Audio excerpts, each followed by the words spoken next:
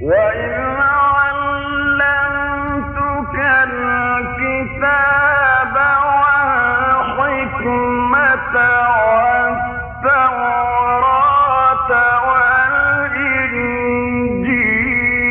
وَإِذْ تَخْلُقُ مِنَ الطِّينِ كَهَيْئَةِ الطَّيْرِ بِإِذْنِي فَتَنفُخُ فِيهَا فَتَكُونُ طَيْرًا بِإِذْنِي.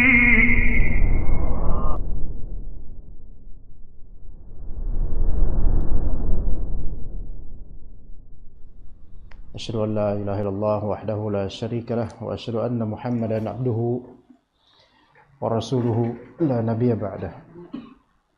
اللهم إنا نسألك علما نافعا ورزقا طيبا وعملا متقبلا. Kepada Arif mana? Cuti. Yang baca siapa? Antum. Bahasa Arab ya? Ayo tafadhal. Iqra. Insyaallah kita lanjutkan kajian kitab Bulughul Maram.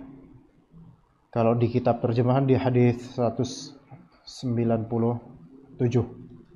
Ya, itu insyaallah. Kita mulai, tafadhal. Bismillahirrahmanirrahim.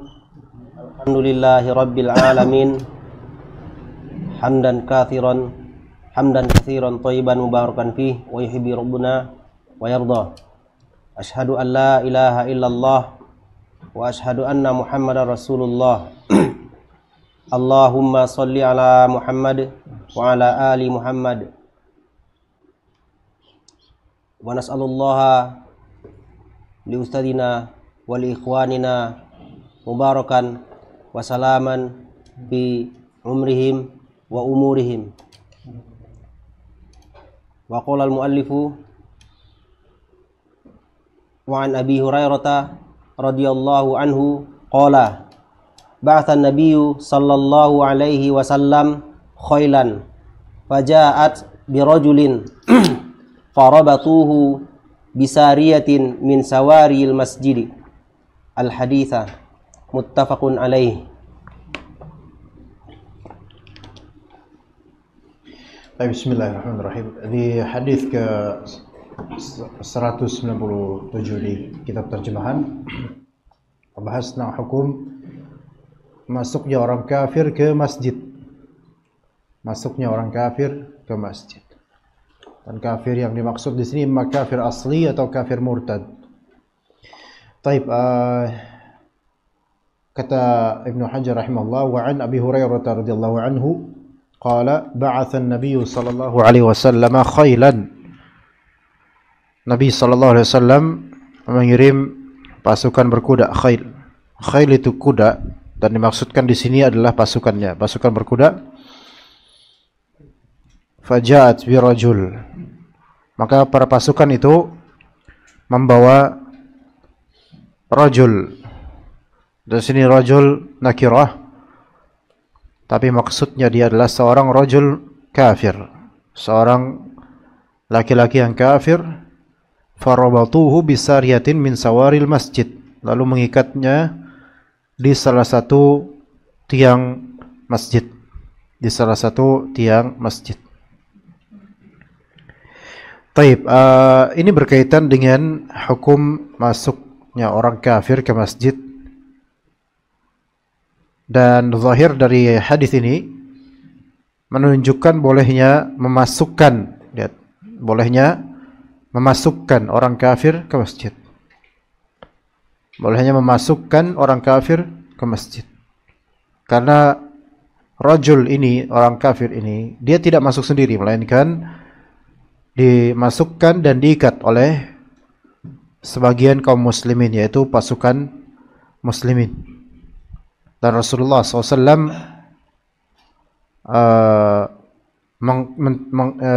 menyetujui hal itu, tidak mengingkari hal tersebut. Dan hadis ini orang tersebut yang diikat adalah Tsumamah bin Utsal. Tsumamah bin Utsal. Ini pendapat pertama dari beberapa pendapat para ulama mengenai hukum masuknya orang kafir di masjid, ke masjid. Pendapat pertama mengatakan boleh secara pada menunjukkan boleh ke masjid apapun. Ke masjid apapun boleh. Orang kafir untuk masuk atau dimasukkan ke dalamnya. Namun dengan syarat. Dengan syarat. Yang pertama, harus ada tujuan yang bermanfaat, tujuan yang benar. Harus ada tujuan yang benar. Masuk ke masjid dengan tujuan yang benar. Seperti di hadis ini tujuannya untuk menyandera orang kafir. Atau jika orang kafir tersebut ingin melakukan suatu hal di masjid yang menunjukkan interest atau ketertarikannya kepada Islam, atau diharapkan bisa tertarik dengan Islam seperti menyimak Al-Quran, menyimak ilmu di majelis ilmu, yang mana hal tersebut diharapkan membuatnya semakin tertarik pada Islam. Adapun kalau misalnya tujuannya tidak bermanfaat, malah merugikan, yaitu orientalis atau misionaris yang ingin mempelajari Islam dan ingin menusuknya dari dalam, maka tidak boleh masuk ke masjid menurut pendapat ini. Berdasarkan pendapat ini, ya, itu syarat pertama bolehnya orang kafir masuk Islam menurut pendapat pertama. Masuk masjid, yaitu ada tujuan yang bermanfaat. Ya, ada tujuan yang bermanfaat. Imma bermanfaat bagi dirinya, orang kafir ini, atau imma bermanfaat bagi kaum muslimin. Imma bermanfaat bagi dirinya, seperti membangun interest atau ketertarikan terhadap Islam, atau bermanfaat untuk kaum muslimin juga, misalnya untuk membangun, misalnya ya, atau untuk mengirim paket atau menaruhnya di dalam masjid, menaruh karpet, menata karpetnya dan semisalnya jika memang dibutuhkan. Maka ini bermanfaat untuk kaum muslimin. Adapun jika tidak bermanfaat, seperti misionaris yang menginginkan menusuk dari dalam atau memata-matai sebagian kaum muslimin, maka tidak diperkenankan untuk masuk masjid. Kemudian syarat berikutnya menurut sebagian ulama ini, an yakuna dzalika biiznil muslimin. Masuknya orang kafir ke masjid, dalam masjid itu dengan izin kaum muslimin, yaitu orang-orang yang di situ dari kaum muslimin. Kalau tidak diizinkan maka tidak boleh masuk. Ini menurut pendapat sebagian ulama mazhab Syafi'i, juga ulama Malikiyah dan Hanabilah. Pendapat kedua, boleh orang kafir masuk ke masjid, apapun masjid itu, kecuali Al-Masjidil Haram. Kecuali Al-Masjid Al-Haram. Ini dikecualikan. Dan ini nas yang disebutkan oleh Imam Syafi'i dalam kitab Al-Um, dan juga Ibnu Hazm dalam kitab Al-Muhalla. Jadi pendapat kedua ini apa?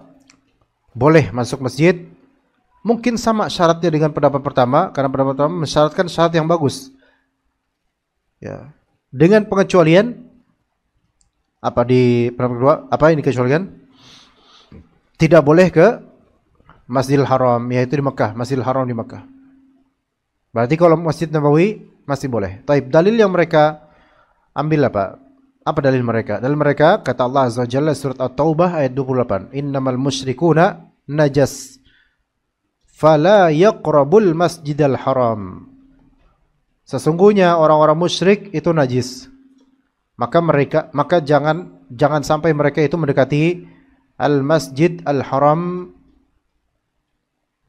Ini kalau misalnya kita maknai najisnya di sini najis hissiyah, badaniyah. Yang sahih adalah bahwasanya di ayat ini najis yang dimaksud bukan najis badan, bukan najasah badaniyah, melainkan najasah ma'nawiyah, yaitu syirik. Innamal musyrikuna najas. Sesungguhnya orang-orang musyrik itu najis. Apa najisnya? Akidahnya, amalan kalbunya dan amalannya najis. Ya, bukan dimaksudkan dengannya fisiknya. Bahkan fisiknya tahir, suci seperti manusia biasa. Lalu lantas kalau misalnya suci badan, kenapa kok fala yaqrabul masjidil haram?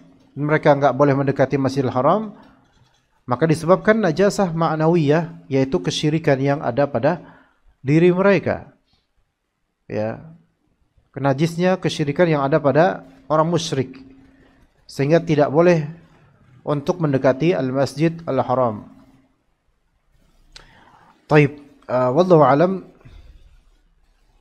Kalau memang mau mengecualikan kayak gini, sebenarnya semua masjid itu ya tidak layak orang musyrik untuk mendekati masjid karena kesyirikan mereka.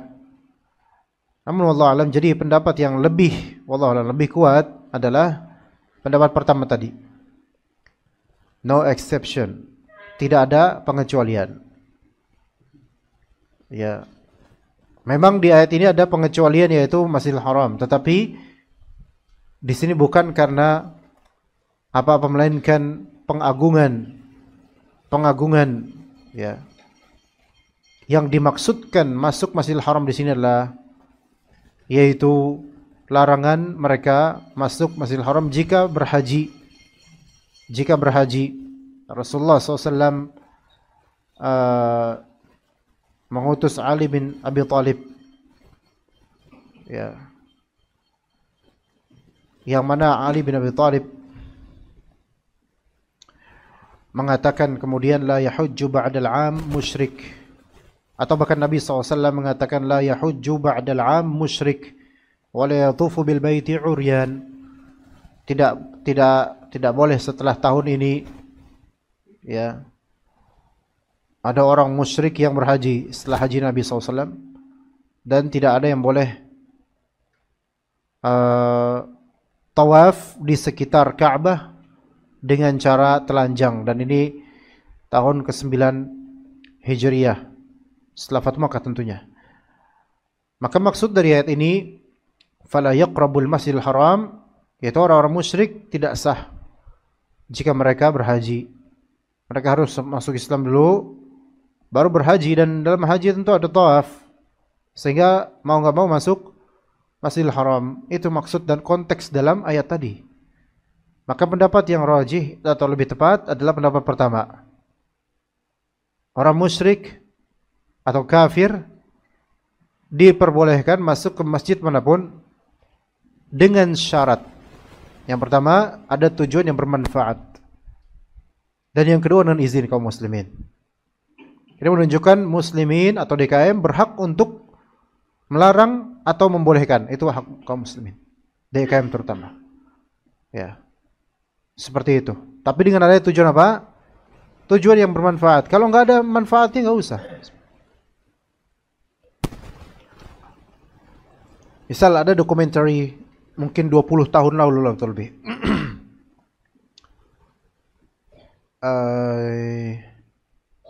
Ada seorang metalhead.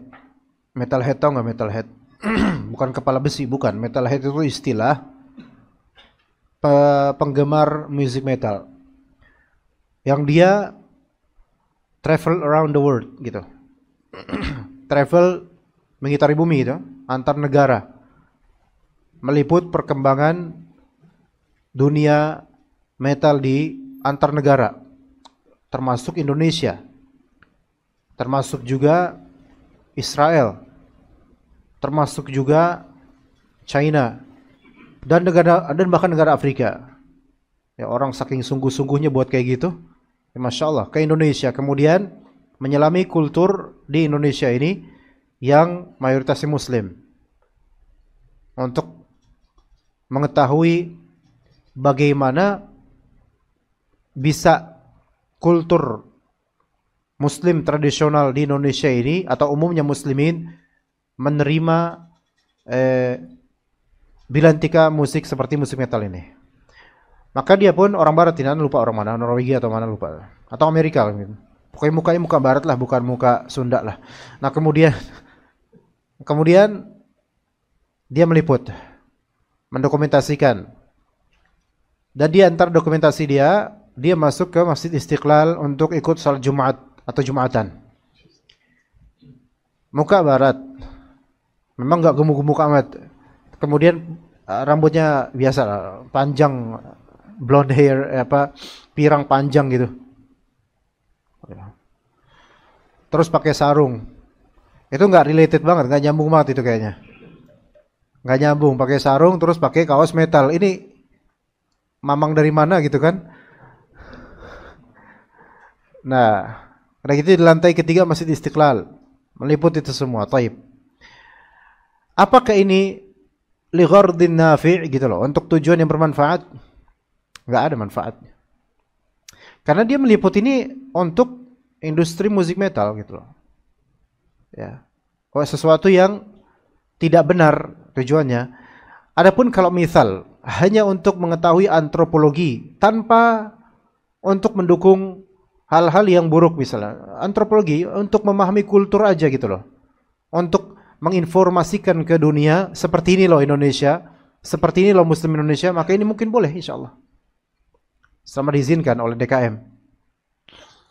Tapi kalau misalnya untuk hal-hal seperti ini enggak, karena enggak ada kaitannya antara salat Jumat atau masjid dengan music metal. Ada enggak di antara kaum muslimin Indonesia memetalkan atau ngemetal di masjid? Enggak ada. Ya ada diusir DKM. Ya dilemparin marbot sama aqua nanti lama. Enggak ada, enggak bisa. Ini sebenarnya enggak diterima harusnya, tapi ya khalas itu udah mungkin 20 tahun lalu atau 25 tahun lalu, udah lama sekali. Taib, itu salah satu sampel.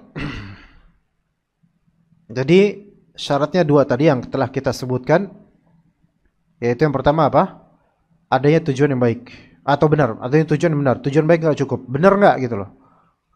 Dan yang kedua apa? Diizinkan. Kalau misalnya diizinkan kaum muslimin dan tujuan yang benar, maka fadhal. Taib, ini hukum, kembali ke hukum asalnya begitu loh. Boleh tapi disempitkan. Bagaimana jika terjadi misal di Aceh? Terjadi tsunami, enggak, tahun berapa dulu? 2004, 20 tahun lalu. Taib. Kemudian misal ada orang-orang Nasrani atau musyrik mau nggak mau terevakuasi dan berkumpul di masjid besarnya. Boleh nggak? Bukan boleh lagi, mau nggak mau harus. Ya, mau nggak mau harus. Harus di sini karena kemanusiaan, dan siapa tahu juga dengan itu adalah dakwah di situ. Ada dakwah daripada nanti dia kemana, kemudian ada misionaris, dan memang ada juga misionaris yang menyelipkan salib-salib di bantuan mereka. La haula wala quwwata illa billah. Maka ya nggak masalah. Taib, apakah mereka najis? Najis secara akidah. Ya. Bahkan juga sebagian Muslim yang melakukan hal-hal yang syirik atau meyakini suatu kesyirikan itu juga najis secara akidah juga di beberapa sisi. Ya misalnya menganggap adanya roh gentayangan, arwah penasaran, itu kan akidah keyakinan yang najis. Tidak diterima dalam Islam. Dan akan membuahkan ritual-ritual, anggapan-anggapan serta khurafat-khurafat khayalan. Masih banyak ya ikhwan kayak gitu? Masih banyak, subhanallah. Mungkin di Bekasi udah enggak seperti di kampung-kampung. Kalau di kampung-kampung masih. Sebagian kampung masih, ya. Taib, kemudian ketika kita tahu bahwasanya orang kafir itu masuk masjidnya mereka, orang kafir, disyaratkan dengan maslahat atau hajat, maka bisa kita tarik kesimpulan bahwa tidak layak atau bahkan tidak boleh orang kafir menjadi DKM. Enggak. Coba ketua DKM kemarin bukannya Pak Rojak, sekarang Gayus. Sekarang Gayus gitu loh. Itu mau kemana dana nanti kalau misalnya Pak Gayus? Besok kenapa nggak edit tansil sekalian? Gitu kan? Maka tidak layak, bahkan tidak boleh. Jadi DKM apalagi ketuanya, ya, pembinanya tidak perlu. Masih banyak kaum muslimin, masih ada Pak Joko, ya, masih banyak. Taib. Kemudian bagaimana dengan al-bina, yaitu membangun masjid? Juga sama sebenarnya. Tidak layak kita memakai tenaga orang-orang musyrik atau kafir untuk membangun masjid kecuali darurat. Kecuali darurat, imma karena tidak ada lagi orang muslim yang mampu untuk melakukannya, atau memang tidak ada orang muslim sekalipun. Ya. Maka itu baru dibolehkan secara darurat. Namun pada asalnya tidak. Muskilahnya sekarang pun orang muslim yang bangun masjid, kulinya enggak sholat. Ini gimana nih? Aduh. Udah gitu nyari kuli yang sunnah susah. Coba cari kuli yang sunnah, coba susah, kawan. Karena mereka rata-rata jualan herbal. Susah nyari kuli yang sunnah. Gimana? Kita nyari kuli yang betul-betul menjaga sholat, kemudian sambil nguli dengan radio roja, itu nggak bisa kita cari di mana-mana, nggak bisa. Ya. Kemudian menasehati mandornya atau menasehati yang menyewa dia untuk sholat, untuk membiarkan jenggot panjang, coba kuli sunnah tuh, masya Allah. Itu nggak lama bertahan jadi kuli itu kayak gitu tuh. Ngeliat majikannya, Pak maaf Pak, ini boleh nggak saya nasihatin Bapak? Itu kata Rasulullah aja jenggotan, masa Bapak enggak? Itu isbal, itu kata Nabi SAW, ma asbala al-ka'baini fahu finnar. Ya. Apa yang lewat dari dua mata kaki, maka itu neraka. Ini majikannya orang kaya deh. Nggak nyampe 3 hari itu insya Allah ganti kulit itu. Ya. Tapi semoga akan ada insya Allah tukang bangunan yang sunni, ya insya Allah. Taib. Itu hadis atau faedah-faedah tentang hadis, dan juga ada dalil yang menunjukkan bagaimanapun serendah apapun penampilan atau tampaknya orang muslim, maka itu masih lebih baik daripada sebaik-baik orang kafir dari segi ilmu dunia, skill, dan juga penampilan. Kata Allah Azza wa Jalla di surah Al-Baqarah ayat 221, "Wala 'abdun mu'minun khairum min musyrikin walau a'jabakum." Khairum min musyrik walau a'jabakum. Dan sungguh hamba yang beriman itu lebih baik daripada seorang musyrik, walaupun orang musyrik tersebut membuatmu takjub. Ya, ini statement atau kalimat dari Allah yang sangat vital untuk kehidupan sekarang di era globalisasi. Wala 'abdun mu'minun khairum min musyrik walau a'jabakum. Hamba yang beriman itu lebih baik tetap, absolutely, daripada seorang musyrik, sekalipun memang orang musyrik atau kafir ini membuatmu itu takjub. Dari segi apa? Mungkin dari segi kepintarannya, kecerdasan tentang ilmu dunia, mungkin dari segi bisnisnya, mungkin dari segi appearance, penampilannya, mungkin dari segi fisiknya. Tapi wallah masih mending Mbok De yang ada di kampung. Walaupun giginya udah keropos, itu lebih baik di sisi Allah daripada orang kafir yang mungkin ada di mana misalnya. Dulu orang-orang Indonesia itu, atau sekarang orang Indonesia itu subhanallah, ganteng-ganteng tapi mengidolakan barat. Sekarang ada downgrade, Korea sekarang. Karena putih-putih, lucu-lucu atau jongkok-jongkok kayak gitu. Ya. Giran dihadapin Kim Jong Un nggak mau gitu, sama jongkok mau.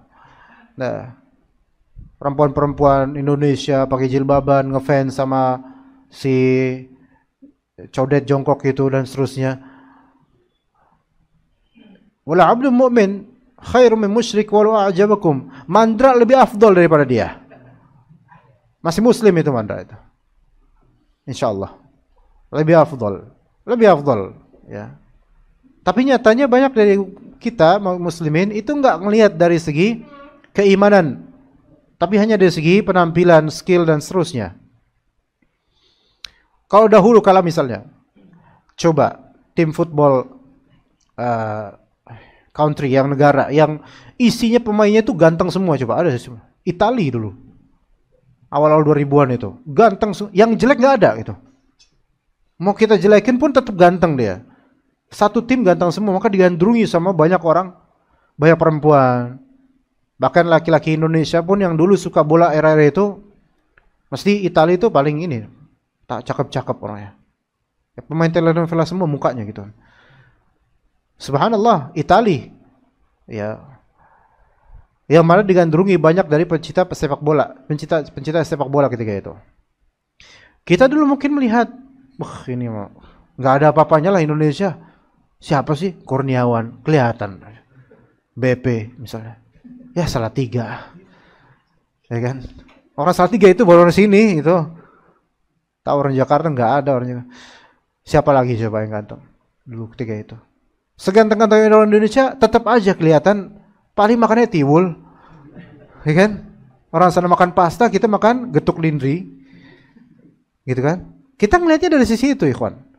Sekarang kalau kita lihat kata Allah Azza wa Jalla, wala 'abdun mu'min khairum min musyrik walau a'jabakum. Betul, orang-orang musyrik, orang kafir dari penampilan, dari wajah itu kadang-kadang membuatmu takjub. Tampan sekali, cantik sekali.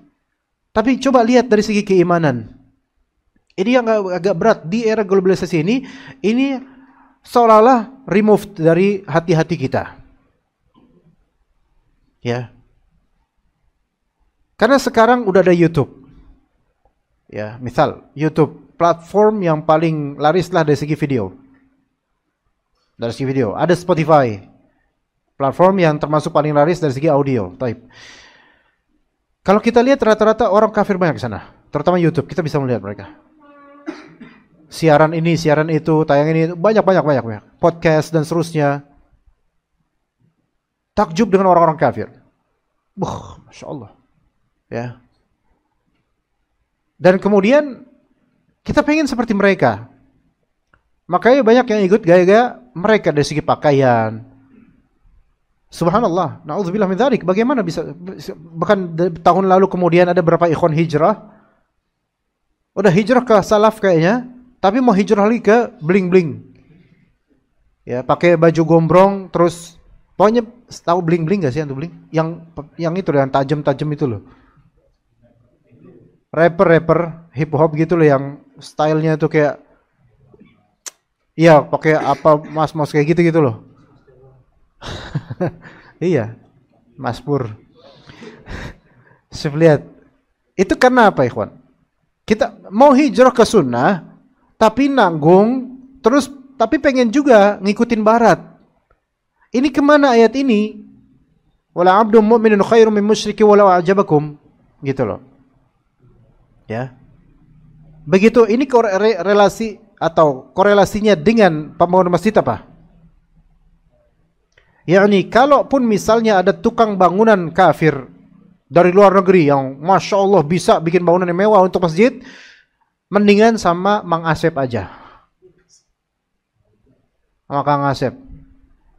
Mungkin gak sebagus fulan yang dari Rusia mungkin. Cara ngebangun bangunan masjidnya. Tetapi ini lebih afdol. Lihat dari segi keimanan.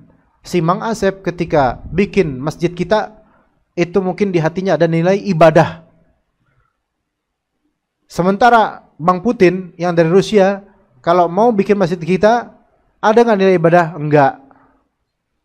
Dan bukan tidak mungkin akan menyusupkan nilai-nilai kesyirikan dan kekufuran di situ. Bukan tidak mungkin. Ya, ketika udah ada orang muslim ngapain pakai mereka begitu, wallahu alam. Baik, kemudian berikutnya fadhal. Bismillah. Wa anhu radhiyallahu anhu anna Umar marra bihassana yunshidu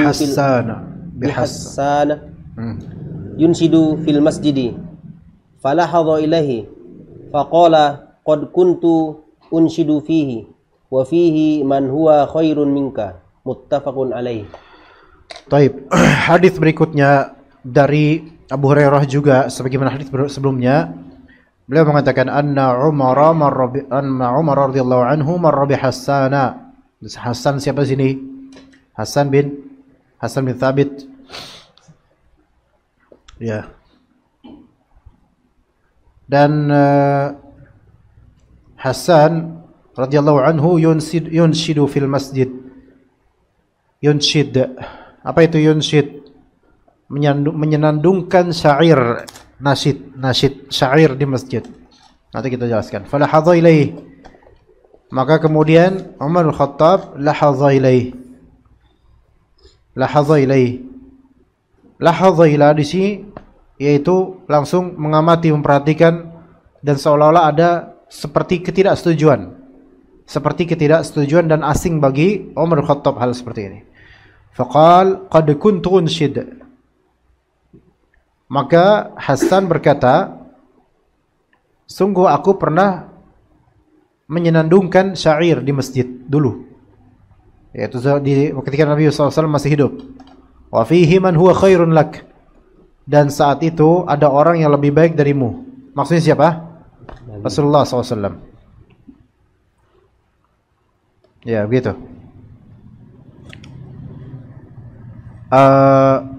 Hadis dengan hadis ini hadis Bukhari dan Muslim rahimahumullah.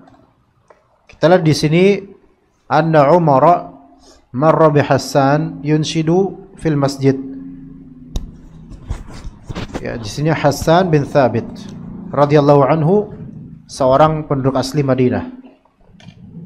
Dan Hasan bin Thabit ini beliau adalah syairnya Rasulullah SAW. Beliau memiliki kecakapan dalam berbahasa dan membuat syair. Rasulullah SAW tidak membuat syair, tapi Hasan lah yang membuat syair. Dan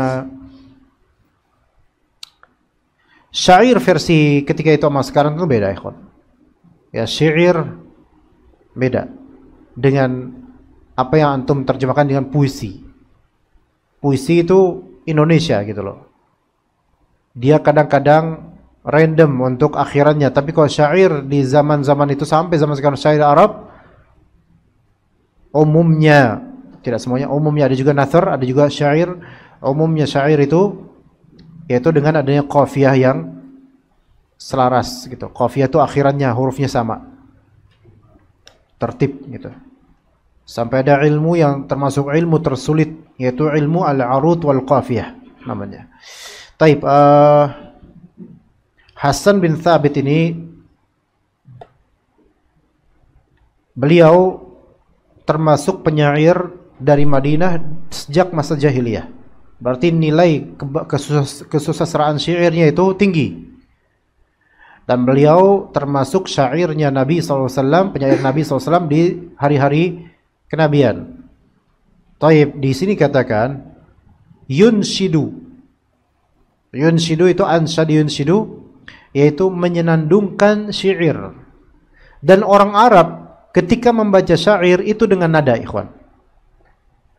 Dan nadanya itu beda sama nada kita baca puisi. Kita kan baca puisi sok-sok disuruhin api ditiup mati gitu, ya kan? Kalau orang-orang Arab kan dia pakai nada juga. Na na na na na na na na na na na na gitu. Ada nada masing-masing.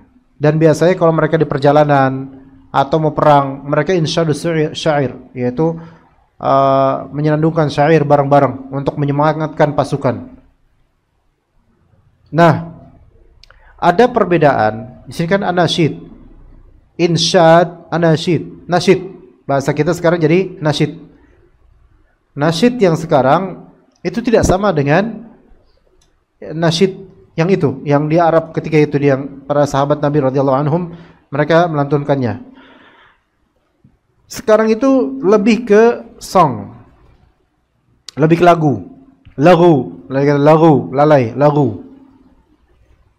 yang secara urf zamani sekarang dinamakan nasyid untuk mengislamisasi lagu. Paham nggak, ikhwan? Adapun kalau nasyid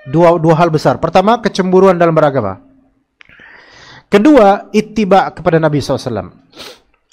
Kecemburuan dalam beragama gini, ketika kita melihat sesuatu yang asing dalam beragama, sesuatu yang asing ketika dalam konteks keagamaan, walaupun itu benar, tapi asing bagi kita langsung memberikan mulahadzah dan perhatian. Ini benar kan ini? Khawatirnya salah nih, gitu loh. Ya. Itu spiritnya bagus, itu spirit sunnah seperti itu bagus tuh. Dan itu yang ada pada banyak dari kita, alhamdulillah, dari ahlus sunnah, ketika melihat ada suatu ritual atau wirid yang kok saya belum pernah dengar, itu langsung pengen tahu ini salah apa benar nih, gitu loh. Saya nggak mau melakukan ini sebelum saya tahu kebenaran atau dalilnya. Nah, ini ahlus sunnah kayak seperti ini. Beda dengan ahlul bid'ah atau mungkin kalangan awam yang tidak mementingkan sunnah. Dengar apa-apa yang baru, ini nih.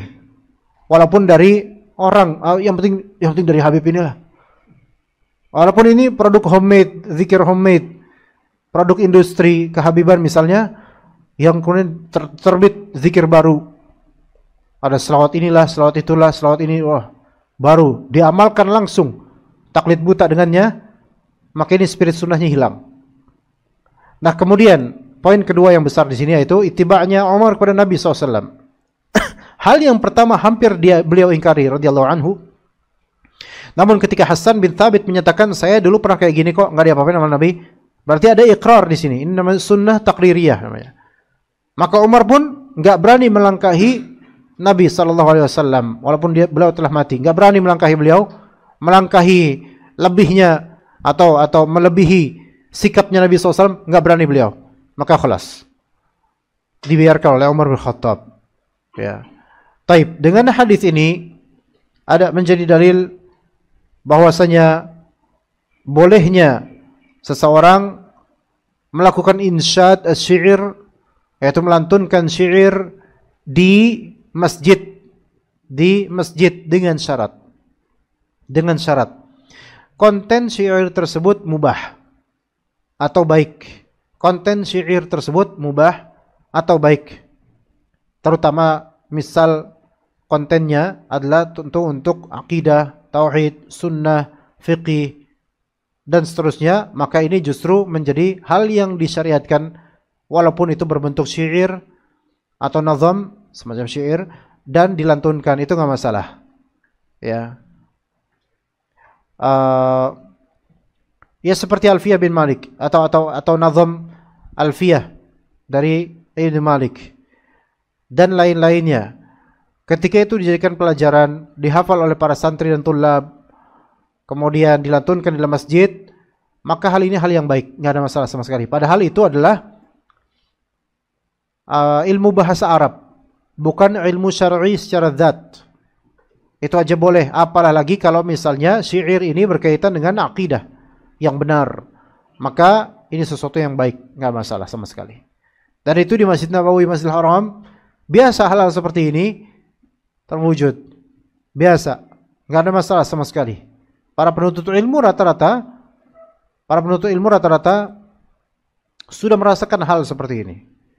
Ya, Anda dulu juga menghafal syair-syair, nggak ada masalah. Ya, karena untuk membangun kapabilitas kebahasaan dan juga keilmuan syar'i, maka ini tidak masalah sama sekali. Taib. Di hadis ini juga ada dalil menunjukkan kekuatannya Umar bin Khattab terhadap kebenaran dan hasratnya beliau untuk mengetahui kebenaran. Dan juga menjadi dalil akan keberanian Hasan bin Thabit radhiyallahu anhu akan kebenaran, karena beliau sahibul haq ketika itu, orang yang punya kebenaran. Maka terhadap Umar bin Khattab beliau pun responnya Umar terhadapnya. Ketika beliau, yaitu Hasan bin Thabit, melantunkan syair, Umar merespon dengan memelotitinya, lalu beliau respon lagi dengan, saya dulu juga kayak gini kok, ada Rasulullah, nggak apa-apa. Jadi saling merespon dan khalas, menjadi suatu hukum syar'i. Taib. Lanjut, fadhal. wa anhu radhiyallahu anhu qala Rasulullah sallallahu alaihi wasallam man sami'a rajulan yansudu dhallatun fil masjidi falyaqul la raddaha Allahu alaika fa innal masajida lam tubna lihada rawahu Muslim. Baik, ahsan. Hadis berikutnya, hukum mengumandangkan atau memberitahu barang hilang di masjid, di dalam masjid maksudnya. Lagi-lagi hadis riwayat Abu Hurairah radhiyallahu anhu, kata Nabi Rasulullah SAW bersabda, "Man sami'a rajulan yanshudu dhallatan fil masjid falyaqul la raddaha Allahu 'alaik fa innal masajida lam tubna li hadha."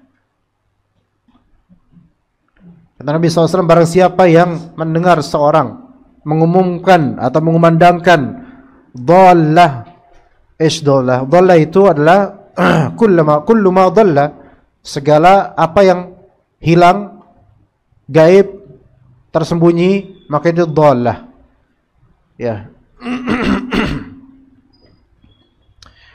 Ini baik dhallah di sini berupa amti'ah, yaitu goods, yaitu barang, atau berupa hayawanat seperti pets. Pets itu binatang peliharaan misalnya.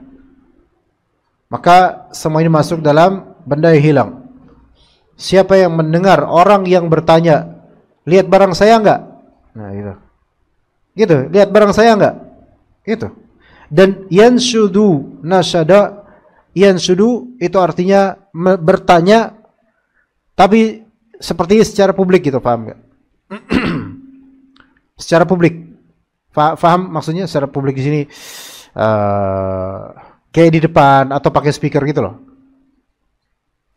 Adapun kalau misal antum lagi belajar masjid nih sama teman-teman, terus pulpen antum, ada yang lihat pulpen anda enggak?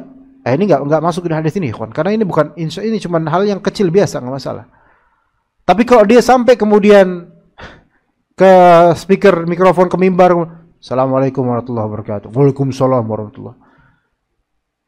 Saya kehilangan pulpen. Tolong siapa yang lihat pulpen saya? Ya ampun ya. Ini enggak boleh. Ini yang disebut enggak boleh. Tapi kalau hal kecil, pulpen doang dan kemudian mungkin salah naruh atau gimana, hal kecil ya, maka ini insya Allah diperbolehkan, apalagi dengan adanya hajat dia untuk belajar ketika itu. Ya.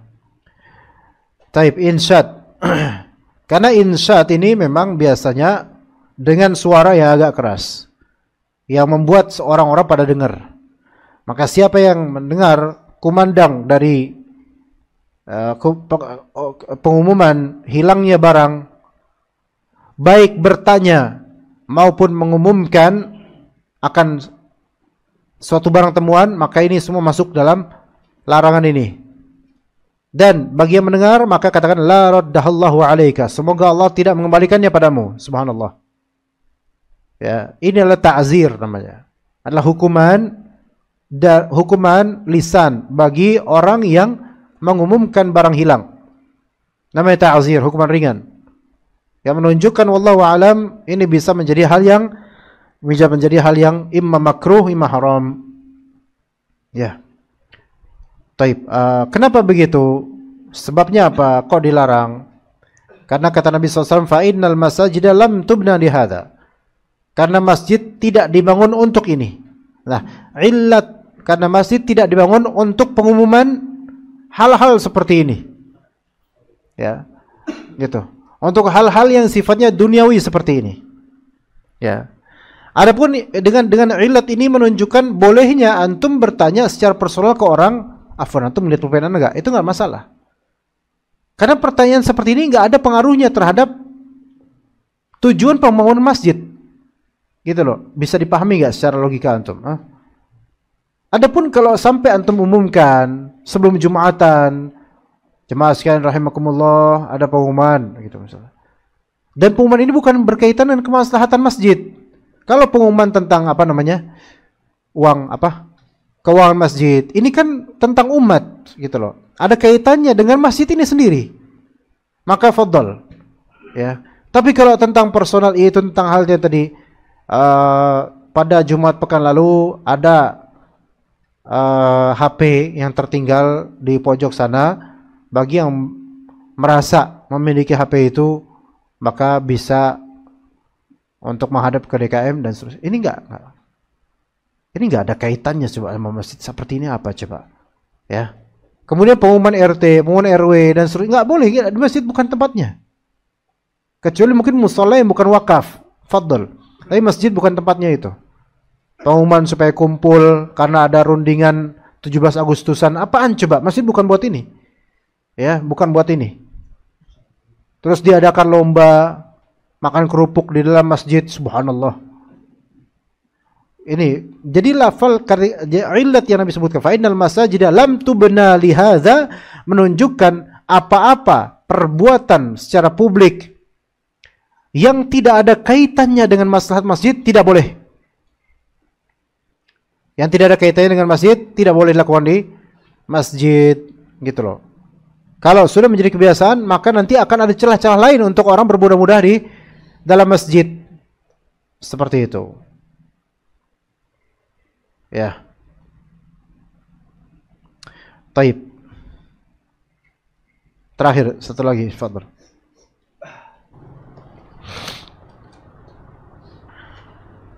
Wa anhu radhiyallahu anhu anna Rasulullah sallallahu alaihi wasallam qala idza ra'aitum man yabi'u aw yabta'u fil masjid faqulu lahu la arjahallahu tijarataka la arbahallahu tijarataka rawahu an-Nasa'i wa Tirmidzi wa hasanahu. Ya. Jazakallah khair. Dari Abu Hurairah lagi, 4 hadis hari ini semua dari sahabat yang mulia Abu Hurairah radhiyallahu anhu. Rasulullah SAW bersabda, "Idza ra'aitum man yabi' aw yabta' fil masjid." Jika kalian melihat orang yang menjual atau yabta' membeli sesuatu di masjid, maka katakanlah la arbahallahu tijaratak. Semoga Allah tidak memberikan ribah itu keuntungan. Tidak memberikan keuntungan pada perdaganganmu. La arbahallahu tijaratak. Subhanallah. Ya, ini ada keserupaan dengan yang tadi. Dan hadis ini menunjukkan larangan jual beli di dalam masjid. Larangan jual beli di masjid dan sama yang tadi mengumumkan apa tadi, barang hilang, memberitahukan harga barang hilang, dan juga jual beli masjid. Dua perbuatan yang berbeda, tetapi format hadisnya itu sama. Kalau kalian melihat gini-gini, maka katakan begini. Kalau kalian melihat gini, katakan sama hadisnya. Ya. Dan dua perbuatan tadi sama-sama perbuatan yang tidak ada kaitan dengan masjid atau tidak ada kaitan dengan maslahat masjid sama sekali. Oke, pada umumnya begitu. Ya, pada umumnya begitu. Maka apa hukumnya secara hakiki? Apakah untuk ini haram atau sebatas makruh? Dua pendapat ulama. Pendapat pertama, hukum dua hal ini adalah makruh.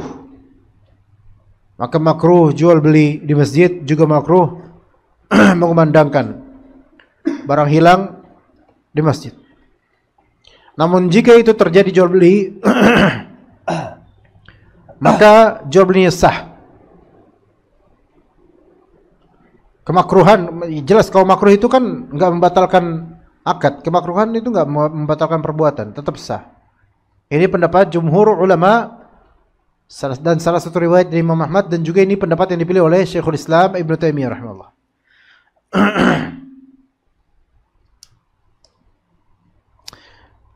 Karena Nabi SAW menyuruh kita untuk mendoakan keburukan buat orang ini. Yang ini menunjukkan buruknya perbuatan itu, tapi Nabi SAW tidak memberikan indikasi akan batilnya hal tersebut, maksudnya batilnya akad tersebut. Seandainya haram secara zat, maka pasti akan dibatilkan gitu loh. Ya, pasti akan dijelaskan kebatilannya. Ya. Seperti curang, tadlis, kamuflase, kalau itu kan mau jelas batil. Ya. Taib, pendapat kedua itu haram. Dan kalau terjadi jual beli itu tidak sah jual belinya. Ini pendapat mazhab Hanbali. Kenapa begitu alasannya? Karena doa yang diperintahkan oleh Nabi SAW, semoga Allah tidak kembalikan, semoga Allah Ta'ala tidak berikan keuntungan pada peranganmu. Maka bagi ulama Hanabilah yang ini haram dan tidak sah jual belinya. Haram dan tidak sah jual belinya. Taib. Lalu gimana dong? Mana yang sahih? Mana yang sahih? Yang pertama apa kedua, ikhwan? Yang pertama, makruh. Makruh dan tetap sah jual belinya. Taib. Kok enggak haram? Kenapa tidak sampai haram? Pertama ini pendapat jumhur ulama. Ya. Pendapat jumhur ulama. Tidak sampai haram karena ada beberapa alasan. Satu, Nabi SAW melarang hal ini tidak dengan kalimat pelarangan langsung, ikhwan. Melainkan justru Nabi SAW menyuruh orang untuk mendoakan keburukan buatnya. Itu bukan suatu pengharaman secara straightforward. Faham gak ikhwan maksudnya ini? Nih, misal antum, anak kasih contoh sampel di kehidupan sehari-hari. Misal, antum kan biasa kerja di sini dari jam mungkin jam 8 atau jam 7 sampai sore. Kadang antum kalau tinggal di komplek itu biasanya ada tukang yang kabel-kabel internet tuh loh. Sementara rumah antum belum terpasang kabel internet. Ya enggak? Iya atau enggak? Kesian banget. Anda juga enggak sih? Nah, kemudian istri antum bilang pesan ke istri antum. Karena udah sering kali itu dari beragam provider itu selalu ngebel terus nanya misalnya, kenapa kok nggak pasang apa namanya kabel internet gitu, gitu kan? Terus antum berpesan ke istri, karena istri juga kesel misalnya dengan pertanyaan-pertanyaan itu, maka antum bilang ke istri, kalau misalnya dia orang-orang yang beda-beda itu beda dari beragam provider nanya kenapa nggak pasang TV kabel atau internet gitu, jawab aja, emang urusan situ apa? Jutek banget ya misalnya, atau bilang mudah-mudahan nggak laku ente gitu. Misalnya saja bilang aja kayak itu, udah kesel kita ditanyain gitu kan. Bilang tiap hari nanya terus kayak gini, mudah-mudahan nggak laku ente di perumahan ini. Taib. Oke. Apakah itu bentuk pelarangan? Kita nggak bolehin mengharamkan dia untuk bertanya? Faham nggak maksudnya? Kita mengakui dia silahkan menanya itu, ya silahkan. Cuman kita nggak suka dengan hal kayak gini gitu loh. Oke, paham nggak ikhwan? Seandainya itu terlarang, nggak boleh nanya kayak gitu. Antum bilang ke istri, tolong jangan tanya itu lagi ke saya, gitu loh. Paham nggak? Masuk nggak ke antum? Beda antara kita tuh menganggap ini hal yang tidak pantas, bukan tidak pantas. Ini hal yang terlarang dengan hal yang tidak kita sukai, gitu loh. Sehingga ini menuju bukan haram, tetapi lebih ke makruh, walaupun sebagian ulama mengharamkan. Sebagian ulama mengharamkan pun karena doa ini, gitu loh. Dan jumhur ulama mengharamkan karena juga doa ini, gitu loh. Jadi dua-dua ini dua model ulama ini berbeda pendapat dengan dalil yang sama, dengan lafal yang mereka sama-sama konsentrasikan padanya. tapi dengan dua pemahaman yang berbeda. Begitu. Itu yang pertama. Alasan yang pertama yaitu tidak ada yaitu sarahatan atau straight forward langsung akan pengharaman. Melainkan yang disuruh adalah justru audiens yang akan mendoakan gitu loh. Yang pertama. Ya. Kemudian alasan yang berikutnya,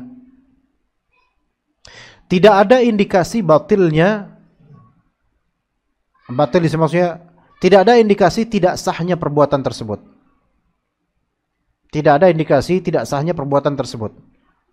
Maksudnya begini, kalau ada yang mengumumkan barang hilang di masjid, terus ada yang melakukan semoga enggak Allah balikin, terus ternyata ketemu barangnya, sah nggak itu?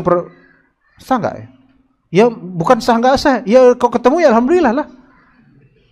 Siapa yang ngelihat HP saya tolong balikin ke saya, itu dia umumkan di masjid. Semoga nggak Allah balikin gitu.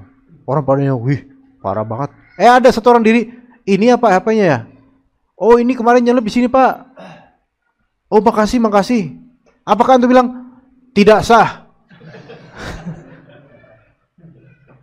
Enggak kan? Memang ini bukan sah atau tidak sah, bukan tentang sah, ini tentang kepantasan. Nah, masalah pantas atau tidak itu kan enggak langsung berkaitan dengan haram langsung, enggak mesti. Tidak pantas itu tidak mesti berarti haram langsung, enggak mesti. Tapi jual beli. Bagi ulama yang mengharamkan jual beli masjid, ya kita katakan semuanya tidak boleh, jelas. Kalau kita tidak boleh, semua tidak boleh. Tapi tidak boleh ini ada yang makruh, ada yang haram. Nah, ulama yang mengharamkan. Antum pesan Gojek atau apa gitu. Antum mau pulang, tapi masih di area masjid.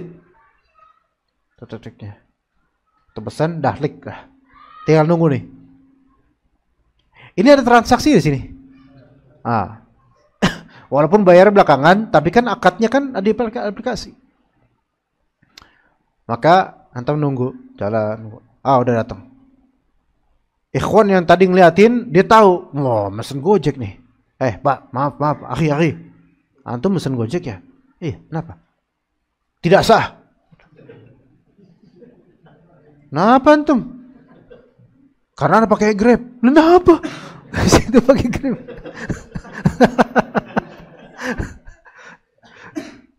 Ya. Siapa yang bilang nggak sah? Nggak ada ulama yang bilang nggak sah. Hatta ulama yang mengharamkan pun tetap bilang sah jual belinya. Beneran. Sah jual belinya. Artinya ulama yang mengharamkan pun itu hanya mengharamkan perbuatan orderingnya atau akadnya. Bukan efek dari akadnya. Atau perbuatan ketidakpantasannya di masjid gitu loh. Ya. Nah, hanya saja konsekuensinya kalau kita bilang makruh. Sebagian orang akan bermudah-mudah. Itu konsekuensinya. Makanya sebagian ulama mungkin bagi mereka ada yang makruh, bilang makruh, tetapi kadang mereka juga berfatwa dengan fatwa pengharaman. Demi preventif supaya orang tidak bermudah-mudah untuk jual beli dalam masjid sehingga masjid ini tidak layak lagi menjadi masjid. Jadi tempat dagang jadinya. Ya begitu. Ya, itu juga kalau Anda ditanya pun Anda akan bilang nggak boleh, lah ambigu kan, bersayap. Tapi dengan kita kan nggak boleh, ada larangan dari Nabi. Anda nggak langsung mengatakan haram. Tapi Anda bilang nggak boleh, ada larangan Nabi. Orang kan bilang, nggak boleh, ya udah nggak boleh. Lebih baik itu kayak gitu jawabnya, nggak boleh. Karena kalau kita jawab makruh, walaupun itu lebih sahih, nanti tukang-tukang peci, tukang apa, tetap aja di masjid ngegelar karpet, ngegelar ini. Pak maaf Pak, jangan di sini Pak. Katanya makruh menurut jumhur kata. Itu tukangnya udah paham itu, belajar bulughul maram kok gitu. Iya, sampai gantungan kunci di lantai masjid tuh digelar. Sama ini apa? Sabuk ini loh. Pak maaf Pak, ini termasuk lantai masjid Pak, jangan dagang di sini. Ya. Terus antum bilang ke dia ke tukang ini, la arbahallahu lak. Ngomong apaan sih lu katanya? Sunnah Nabi Pak, kata Rasulullah nyuruh saya untuk mengatakan la arbahallahu laka bagi yang menjual, atau bagi, kalau saya kata Nabi, idza ra'aitum man yabi' aw yabta' fil masjid faqulu la arbahallahu tijaratak. Jika kalian melihat orang yang jualan atau yang beli di masjid, maka katakanlah semoga Allah tidak menguntungkan perdaganganmu. Gimana? Sekarang argumentasi pedagangnya gimana? Apa saya orang miskin, kasihan gitu. Ya kan? La, kemiskinan tidak menjadi dalil. Ikutilah Al-Quran Sunnah gitu. Lawan lagi itu dia. Menurut jumhur ulama, ini hukum makruh. Tolong Bapak jangan mengingkari sesuatu yang makruh seperti mengingkari sesuatu yang haram. Mulai debat tuh. Ketua DKM sama tukang peniti. Ya, mulai debat. Ayo sok. Ya. Makanya kalau kita bilang makruh ke publik, itu kadangkala membuat sebagian orang bermudah-mudah. Ya. Dan sejujurnya juga kadang-kadang kita mau gak mau berhajat loh untuk memesan sesuatu di masjid. Kayak misalnya Anda kok ada undangan, Anda nggak pakai motor, Anda pakai gokar misalnya. Selesai kajian, apakah Anda harus keluar ke teras ke halaman masjid dulu baru Anda pesan gokar? Enggak. Maka selesai kajian langsung pakai pesan gokar. Lucu kalau misalnya ustadznya habis kajian, wassalamualaikum warahmatullahi wabarakatuh, waalaikumsalam warahmatullahi wabarakatuh, ngobrol sama DKM di masjid. Ya. Terus, Afwan, Anda mau ke dekat WC dulu, ngapain nyari sinyal? Enggak, mesen gokar. Masya Allah, ini ustadz sunnah banget ini. Sampai nggak mau mesen gokar di dalam masjid. Ya, tapi bisa kalau misalnya dilakukan di ruang DKM, itu bisa. Karena itu bukan masjid, itu bisa. Atau di gudang bisa. Ya seperti itu, ikhwan. Ada soalan nggak di sini, ikhwan? Nggak ada? Cukup. Ayo, fadhal, Pak. Waalaikumsalam warahmatullahi wabarakatuh. Ya, fadhal.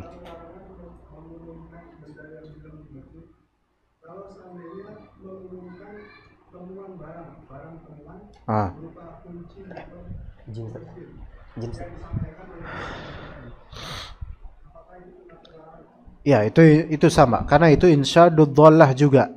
Mengumumkan barang hilang juga. Jadi mengumumkan kehilangan atau mengumumkan adanya barang yang hilang itu sama semua. Ya, temuan barang hilang, temuan barang juga sama. Mengumumkannya di masjid nggak boleh. Tapi sekali lagi ini sebenarnya makruh. Ya, sebenarnya ini makruh. Mungkin ada cara lain supaya menghindari kemakruhan ini. Allah alam. Caranya dia ada papan pengumuman di area yang bukan lantai masjid. Coba. Ada pengumuman gitu. Nah, di situ nanti boleh ditulis di situ. Kami menemukan ini gitu tulis. Hah? Di parkiran atau ya di tempat sendal misalnya. Hah? Enggak apa-apa itu. Itu bukan masjid soalnya. Ya diumuman, tapi kan jemaah enggak mesti dia ada dalam grup masjid. Atau antum ini aja ke TV One terus habis itu antum beri info. Iya, al-muhim jangan di speaker di depan kaum muslimin. Enggak, ini bukan enggak layak. Ya. Namun memang, tapi gini, kalau misalnya memang suatu hal mungkin bukan barang hilang, bukan barang hilang, tapi kebutuhan jemaah, pengumuman itu tidak masalah karena jemaah atau mungkin maslahat parkiran masjid ini kan kaitan dengan masjid semua, bukan barang hilang ini. Ya, bukan barang hilang. Ya, misalnya jangan sampai barang hilang. Nah, itu nggak apa-apa. Mohon jemaah sekalian jaga barang-barangnya agar tidak kehilangan atau gimana, ya. Nanti repot urusannya soalnya gitu. Itu nggak masalah. Ya enggak? Ini kan bukan insyadullah, bukan mengumumkan barang hilang atau hanya mengumumkan untuk antisipasi gitu loh. Itu nggak apa-apa. Contoh itu ada motor di parkiran yang mohon maaf itu ada motor Honda ini yang masih nyantel kuncinya, itu nggak apa-apa. Hanya itu kembali kepada urf. Kalau di musola mungkin. Antum di Istiqlal kayak gitu repot itu. Pengumuman kayak gitu aneh gitu loh. Jadi dikembalikan kepada urf sekitar. Itu bukan termasuk hadis, dari hadis itu bukan. Begitu ya. Seperti pengumuman, Ustaz lagi isi kajian, DKM kemudian ngasih secari kertas, ya buat diumumkan gitu loh. Atau bukan diumumkan, mungkin secari kertas, Ustaz afwan, waktu udah habis. Boleh nggak? Ustaz afwan, udah lebih 15 menit. Boleh nggak? Atau kirim WhatsApp ke ustadznya, atau telepon bahkan. Apa Ustaz udah habis waktunya, 15 menit lewat. Boleh. Atau kirim kertas, Afwan Ustaz tolong umumkan mobil nomor B1570 SSD gitu misalnya, itu menghalangi jalan kaum muslimin, tolong diumumkan. Boleh? Boleh. Ini demi maslahat kaum muslimin dan masjid, parkir masjid, maka nggak apa-apa. Ini bukan insyadudhallah. Memang masjid bukan ditujukan untuk ini, tapi itu untuk maslahat masjid juga, untuk maslahat kaum muslimin juga. Begitu. Ya, termasuk untuk maslahat masjid, yaitu kalau ada jemaah yang parkir di pinggir jalan dan itu akan membuat fitnah bagi kaum muslimin, boleh diumumkan di masjid, karena itu demi maslahat masjid. Nanti orang-orang bakal menuduh nih, oh jemaah masjid nih, itu. Seperti itu nggak apa-apa. Ya, tapi kalau pengumuman RT, RW, arisan ibu-ibu itu nggak boleh di masjid. Ya, ibu-ibu sekalian silakan ngumpul di rumah Bu Khotimeh. Bagi yang arisan hari ini insya Allah jangan sampai terlambat, ada nasi berkat. Nah, ini nggak boleh. Ya, gitu ya. Oke, mungkin kita cukup sampai sini insya Allah. Barakallahu fikum jami'an. Wassallallahu ala nabiyina Muhammad wa ala alihi wa sahbihi ajma'in. Subhanakallahumma bihamdika asyhadu an la ilaha illa anta